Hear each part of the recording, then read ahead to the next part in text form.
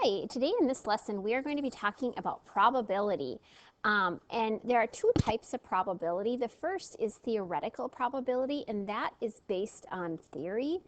And the second would be experimental probability, which is actually based on outcomes of actual trials. Now, let me talk about these a little bit more specifically. First of all, with theoretical probability, the definition is how likely an event will occur. And it's a number between 0 and 1. And that number between 0 and 1 can be written as a fraction or a percent. So the probability of some event happening is the number of favorable outcomes, like how many ways it can happen, over the number of possible outcomes. So like the probability, if we spin this, let me see if it'll spin, that it would land on a yellow. Well, the number of favorable outcomes, that means the number of yellows on this wheel. There is one yellow out of 1, 2, 3, 4, 5 possible outcomes. So the probability of a yellow would be 1 out of 5. So we can write that as a fraction, or you could write that as a percent, which is 1 divided, or excuse me, write it as a decimal, which is 0.2. And we move to write that as a percent, move the decimal over 2 places to the right. So that would be a 20% probability. The probability of a blue, well, the number of favorable outcomes, the number of blues, there is 1 blue out of 5. So again, that's a 1 out of 5 probability, which is also 20%. Now, when we're going to roll a die, there are 6 sides of a regular die, and the probability of a 2, well, there's 1 2 out of 6 sides. Now, the probability of an odd, you have 1, you could get a 1, you could get a 3, or you could get a 5. So there are 3 numbers. There are 3 numbers that are, let's see, my pen's not working here for some reason. It's not liking that spot on the board.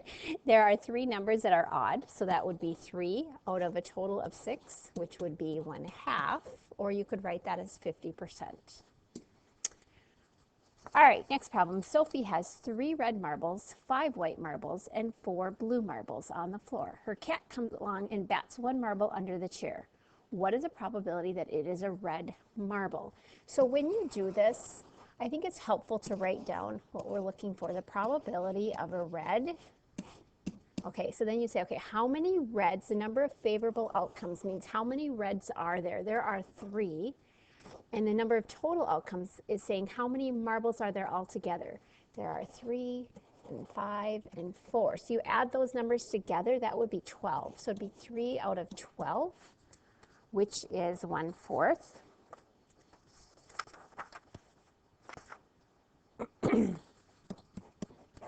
And that would be 20.25 or 25%.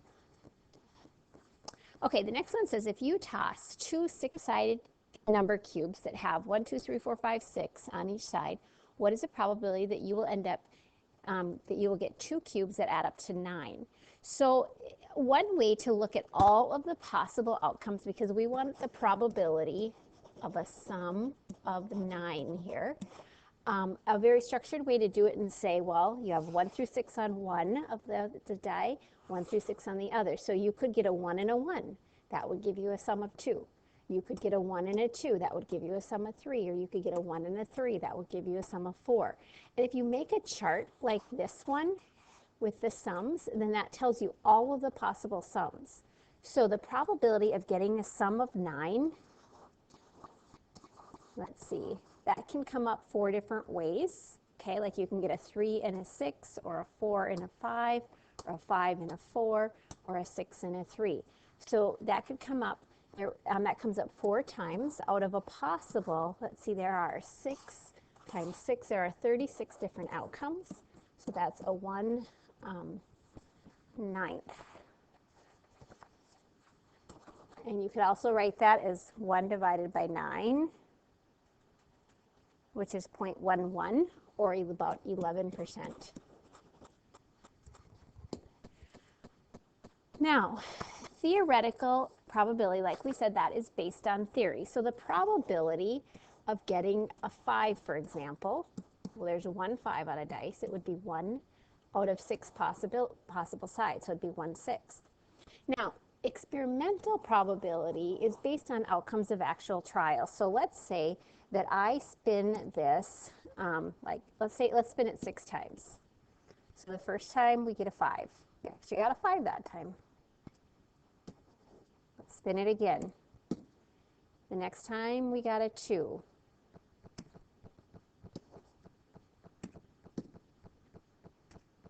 The next time we got a 1.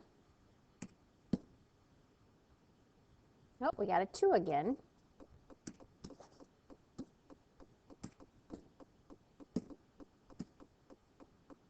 Then we get a 4.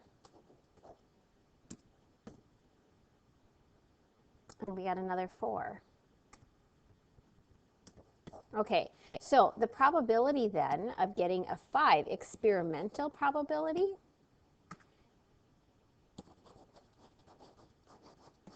in this case, out of 6 spins, it was the same, which isn't always typical that they are the same. Sometimes it may be, but it's not always typical. Let's say the probability of getting a 4. Let's look at that. Well, there is 1 4, and this is the theoretical probability out of 6 spins altogether. Let's talk about what the experimental probability is of getting a 4. And if we look at that, we ended up getting 2 4s in that trial. So it would be 2 out of 6, which is 1/3. So based on our experimental probability, the chances of getting a 4 is better than it is if you then theoretically figure out what the probability of getting a 4 would be. Same with getting a 2. So we have what's called the law of large numbers, and what that says is the more times that you do an experiment, the closer that the experimental probability comes to the theoretical probability. All right, let's do another problem here. A quality control inspector samples 500 LCD monitors to find defects in 3 of them. What is the experimental probability that a monitor selected at random will have a defect?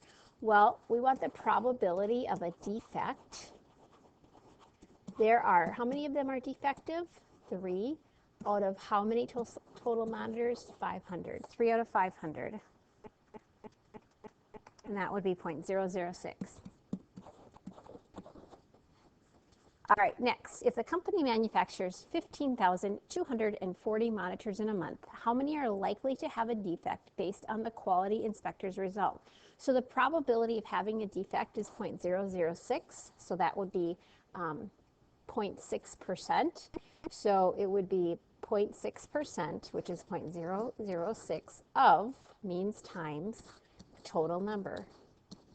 And you multiply that together, and that would give you 91.4 are likely to have a defect. Next, a park has 538 trees. You choose 40 at random and determine that 25 are maple trees. So out of 40, 25 are maple trees. What is the experimental probability that a tree chosen at random is a maple tree? So the probability experimentally that we have a maple would be 25 out of 40, which is 0.625 or 62.5%. So that's your experimental probability. And then it says about how many trees in the park are likely to be maple trees. Well, how many trees are in the park altogether? There are a total of 538. So 62.5%, which is 0.625 of means times 538 trees. That gives you your total.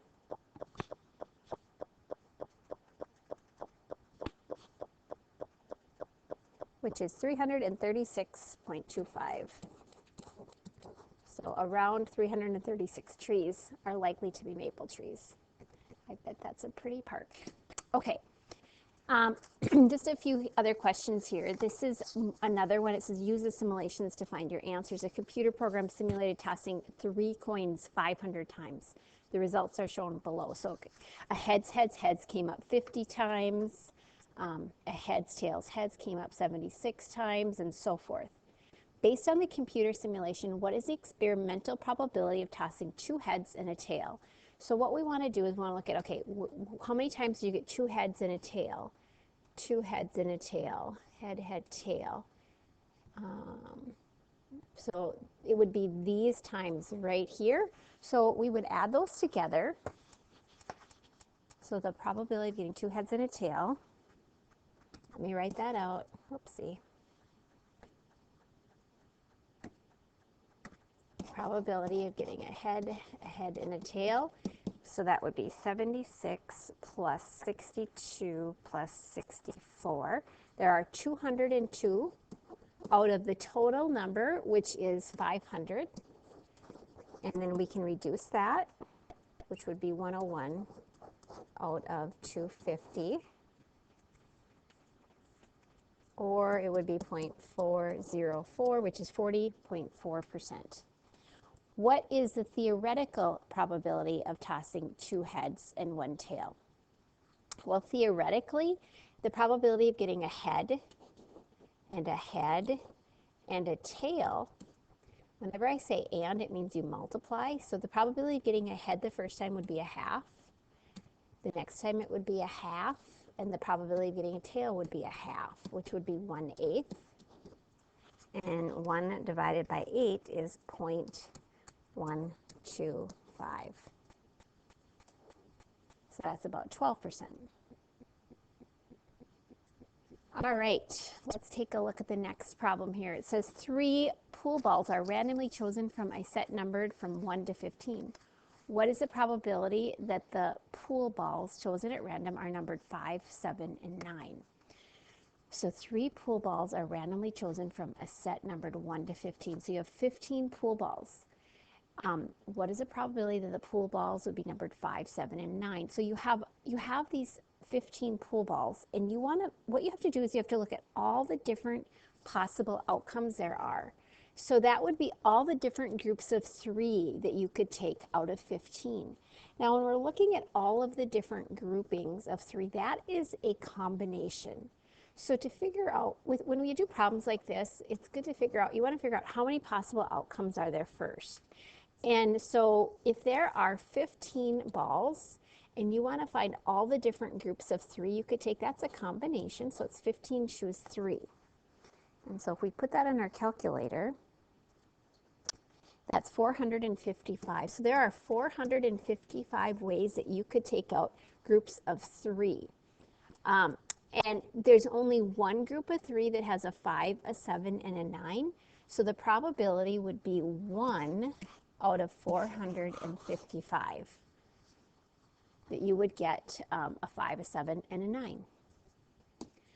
The next one says 3 balls are randomly chosen from a set numbered from 1 to 15. What is the probability of first choosing a number 1, and then a number 2, and then a number 3? Now, in this situation, you have to look at the probability of getting a 1, a 2, and then a 3. Okay, so if you look at, we have to look at all the ways that we could take 3 balls out of 15, but then we have to look at all of the individual orders. Like if we're taking the balls that have 1, 2, and 3, if you take those, you could have a 1, a 2, a 3, you could have a 1, a 3, a 2, you could have a 3, a 2, a 1. So there's all the different orders involved, so that's a permutation. So we have to look at all the ways that we could order those numbers, take 3 balls from 15 in orders. That would be a permutation, so it's 15p3, which is 2,730.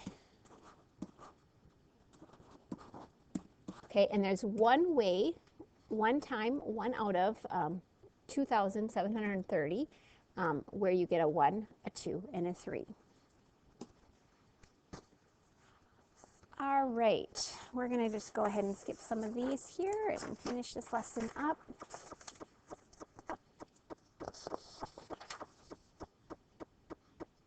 What is the probability of randomly choosing a specific set of 7 books of a shelf, choosing a shelf holding 12?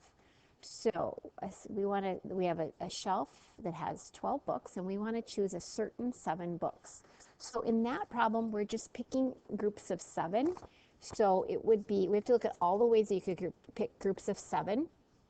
So it would be 12, choose 7, and there would be one way to get that specific grouping. And you can work that out on your calculator to finish that one up. Next one, what is the theoretical probability of being dealt exactly 2 7s in a 5-card hand from a standard deck of 52 cards? All right, so we want the probability of getting 2 7s and 3 others. All right, so we have to look at all the ways that you can get 2 7s and 3 other cards. So let's see. So the way that you would get 2 7s and 3 others, well, you would have to look at all the ways that you could get 2 7s. So how many 7s are in a deck? There are 4, and you're going to choose 2. And you're going to choose 3 other cards. So how many cards are not 7? There are 48 cards that are not 7, and you're going to choose 3. So that is all of the ways that you could get 2 7s and 3 other cards. But the probability of getting that then would be out of all of the ways that you could get 5 cards in a deck. You pick 5 cards out of a deck, and there are 52 cards to pick from, and we're going to choose 5. And so that would be your answer. You'd multiply that out to get your probability.